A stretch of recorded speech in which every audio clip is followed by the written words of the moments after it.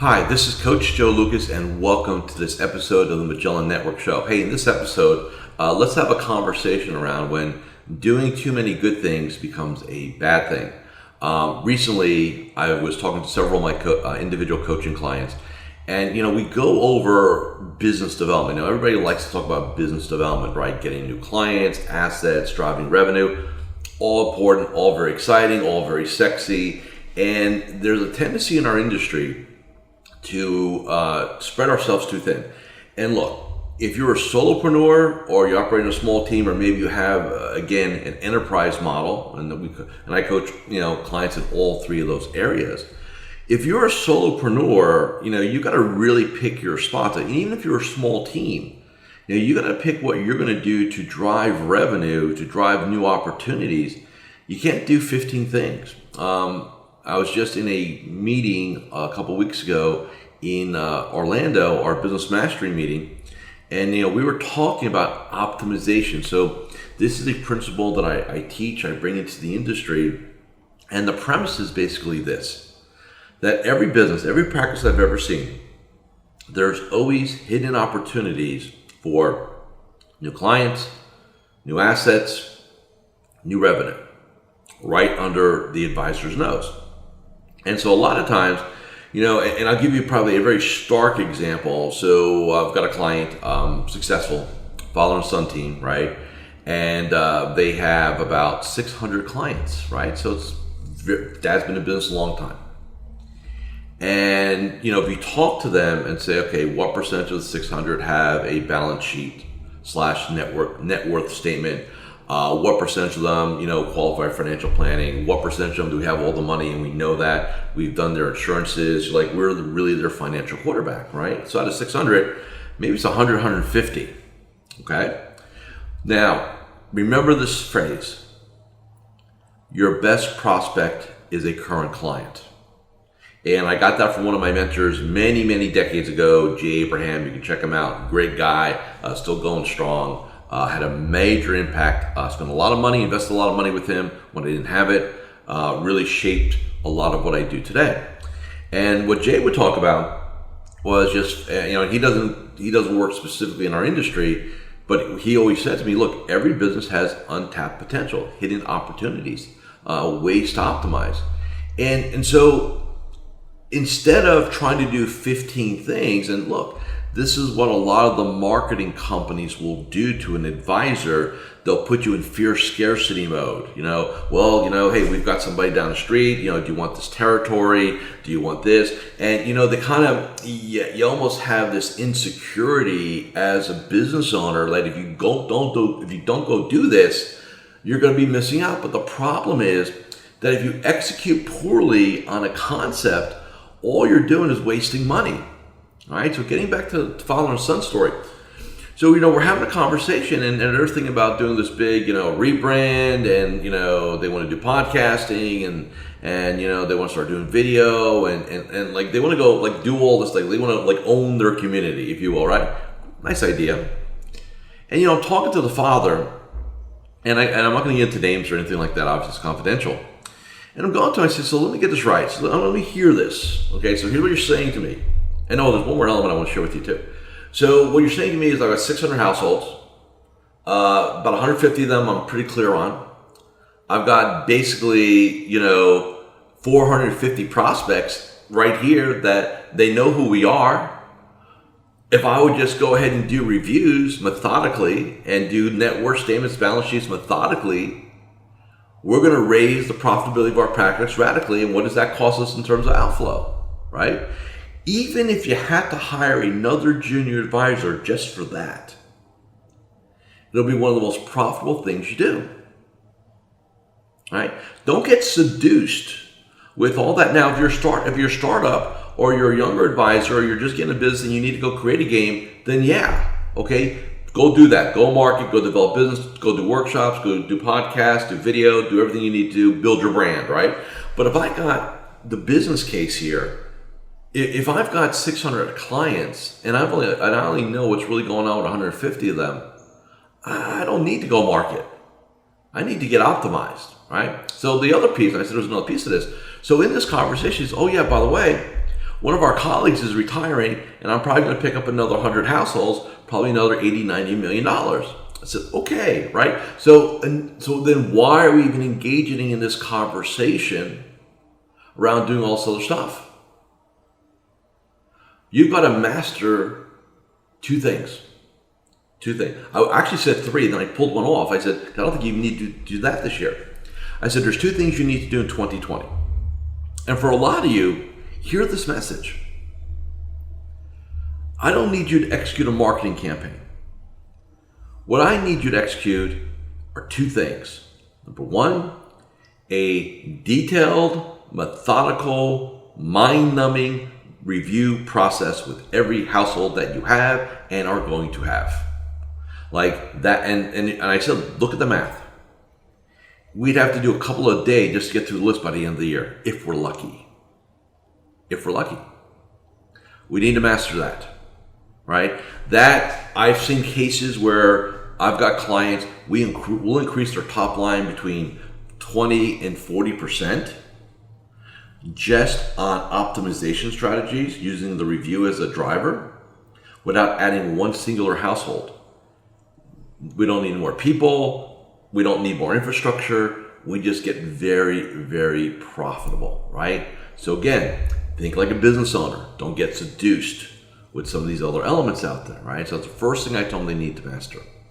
The second thing I told them they need to master is the art and science of referrals and introductions. Now, funny, I can go speak at any conference, even my own events that we do. And, I always ask the question, what's the best way for you to get a new client? And it's always 1A or 1B. 1A, and they flip-flop. 1A, a referral from a happy client.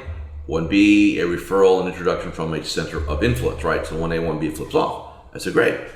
So we're all in agreement here that is the preferable way, the optimal way, just a ton of advantages to doing that, right? Versus cold marketing, seminars, stuff like that. Then I say, okay.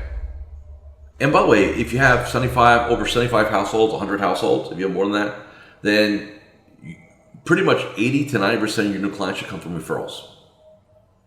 And if you're playing a different game than that, you want to reconsider that, because you're not seeing what's right in front of you, because you're looking out here, not down here, right? So the question becomes, if you believe that 1A and 1B, right, referrals from either our clients or our COIs are most important, here's my question to you.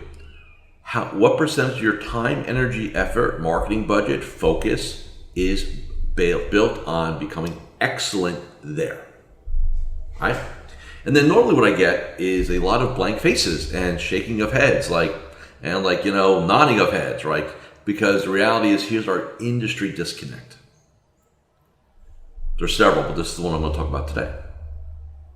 When you think about it logically, and just scrape away all the insecurity, all the noise, all the hype, and get down into business building 101. Referrals and introductions, optimization, right? I call it the three-headed monster. Optimize your book, drive introduction referrals from your client base, and their strategies are very simple. We're not going to get into them on this episode. Expand your network with other centers of influence, right? And we're not going to talk about that in this episode. That's a future episode. But for a lot of you, A, B, C, right? Three things. Now, does that mean that we don't have to have a website? No, we have to have a rock star website, because as our clients refer us, guess what? That's our first stop for our referrals, right? So we need that. Do you still need to do marketing collateral, newsletters? Yes, you do, because those are tools to give to your clients to disperse into their social networks. So yes, it's not like we stopped doing content, but if you're sitting there and somebody's, here's I go, what are we doing here? Joe, I want to go and do Facebook ads. I want to do boosted posts. I do a newsletter. I've got a podcast, webcast. So great. All right, go. Hey, by the way, how are we distributing this to our clients? And what are we telling them to do with it? And there's silence. So let me get this right. You want to go do an ad buy, right? Which is what a boosted post is. You want to do an ad spend. Fine. I get it. Good idea. I'm not opposed to it at all.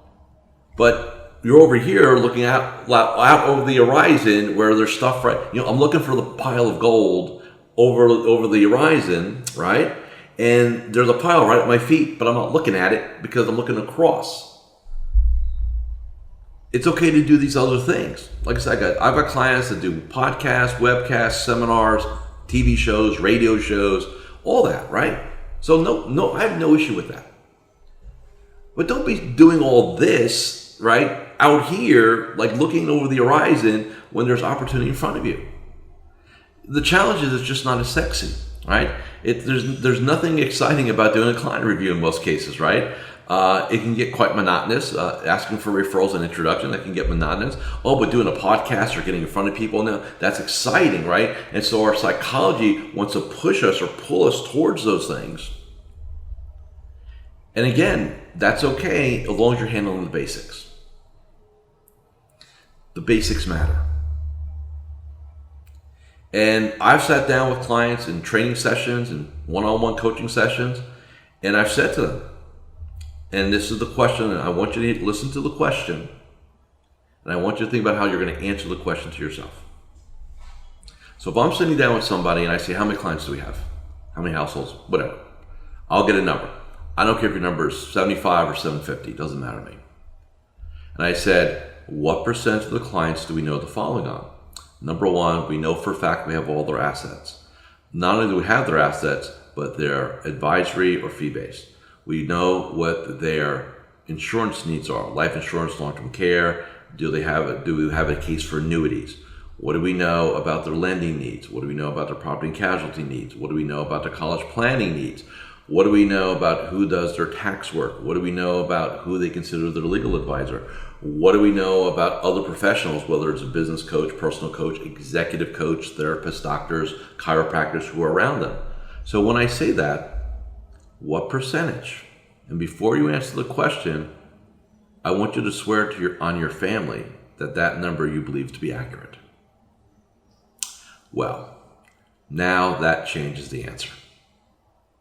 The point I'm making here is all of you have opportunities to radically increase the profitability of what you're doing inside of your game if you just start shutting out the noise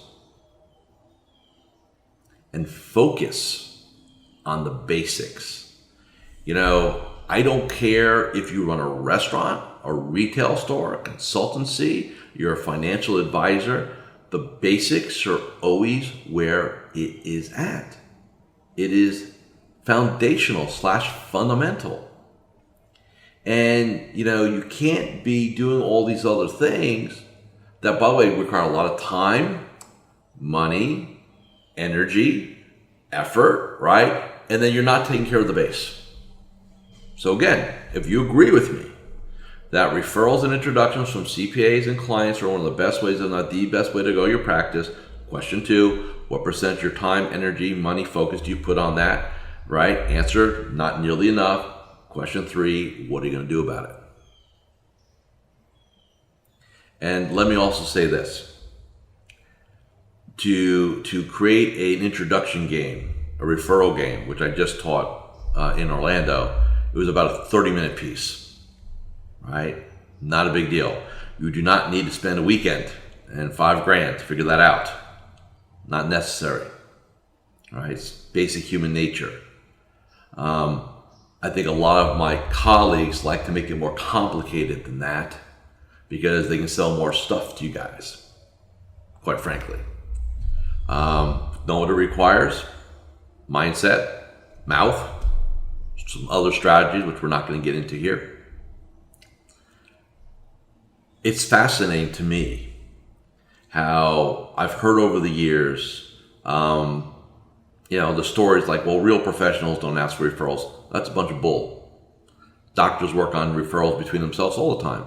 Dentists work between referrals and oral surgeons all the time. Our industry is built on, our world, if you think about it, is built on introduction referrals. You know what that's called? Yelp. Review sites, right? Oh, this was great. You should go check it out, right? So all those social groups, stuff like that. So don't tell me, because I've got clients that will source 100 names this year. Their entire game is built on referrals and introductions.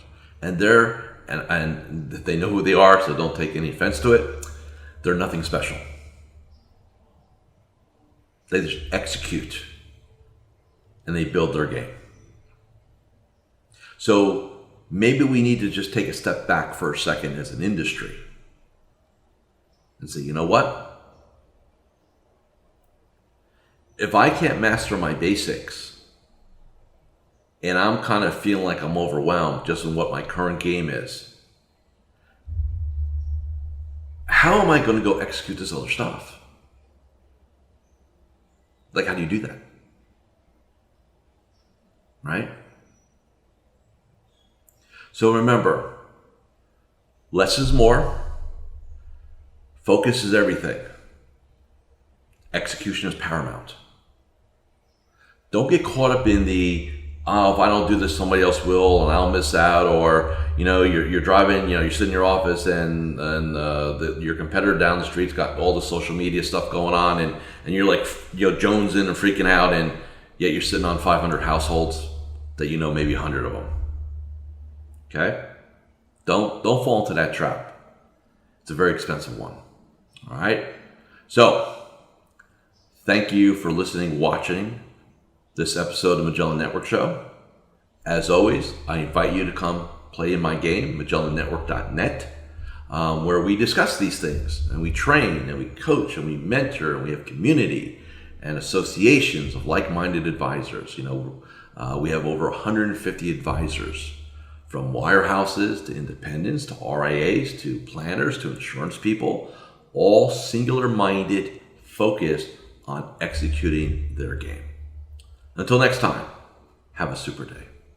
So there you have it. If you really enjoyed watching this episode, go ahead and subscribe to the Magellan Network Show with Coach Joe here on YouTube. And remember, I'm always here to help you become a better entrepreneur, business owner, and financial advisor. With that, I'll see you next time on the Magellan Network Show with me, Coach Joe. Take care and goodbye.